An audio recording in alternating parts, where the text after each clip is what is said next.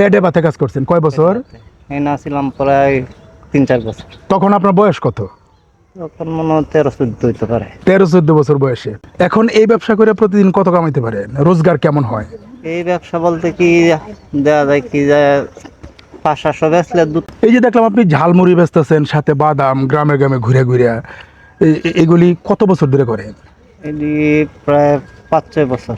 5-6 বছর। 5-6 বছর। এর আগে কি করতেন? এর আগে ঢাকা ছিলাম, গাজীপুর। কি করছেন গাজীপুরে? এই যে আপনি সাইডের কাজ করছি, শ্রমিকের কাজ করছেন শ্রমিকের কাজ সাইটে। করছি। আর কি কি কাজ করছেন?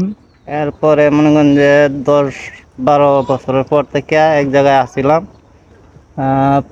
4-5 বছর পেটে ভাতে, এই আপনি গলহামদা এখান থেকে যে কোনো কৃষকের বাড়িতে হ্যাঁ পেটে ভাতে কাজ করছেন কয় বছর? এই না ছিলাম প্রায় 3-4 বছর। তখন আপনার বয়স কত? তখন মনে হয় 13-14 হইতে পারে। 13-14 বছর বয়সে পেটে ভাতে কাজ করছেন 4-5 বছর।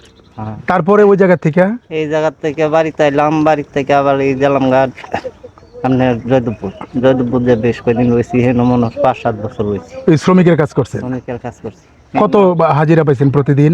হেন তো আগে হাজিরা কম আছেন, আমরা 250 থেকে শুরু হয়ে 400 টাকা দিয়েছিলাম।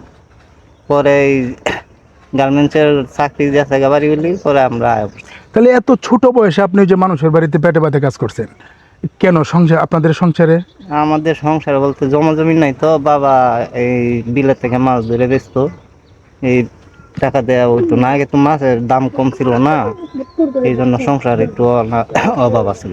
এই সময় ছোট থেকে আপনার এই সংসারে হাল ধরতেছে।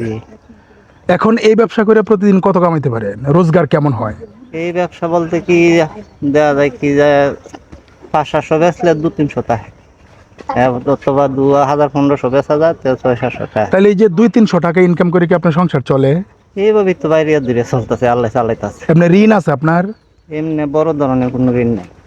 এনজিও থেকে টাকা টোকা নিছেন না? না, কোনো ঋণ নাই। কোনো ঋণ নাই, বড় ধরনের কোনো ঋণ। তো এই যে আপনার প্রতিদিন 200-300 টাকা ইনকাম করেন, এই ছোট থেকে কাজ করতেছেন, এইভাবে সংসার চালাইতেছেন, মানে সংসার কি ভালোভাবে চলে নাকি কষ্ট হয়?